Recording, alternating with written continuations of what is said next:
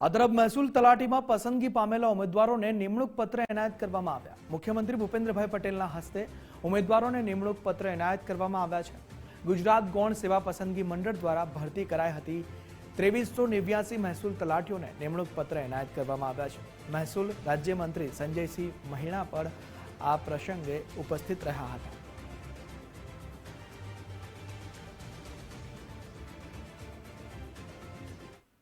महसूली सेवाओं integrated revenue court case management system e filing सुविधाનું launching થયું છે।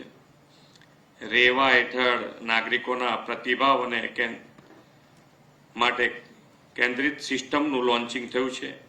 ટુકડા ધારામાં સુધારાનું મહેસૂલી સેવાઓ ઓનલાઈન થઈ છે। 21 મહેસૂલી સેવાઓ અને સબ રજિસ્ટ્રાર કચેરી વડગામ અને સિદ્ધપુરનું लोकार्पण એટલે ઘણી બધી સેવાઓ બી આપી છે અને સેવાઓ આપવા માટે તમે બધા તૈયાર થઈ ગયા છો।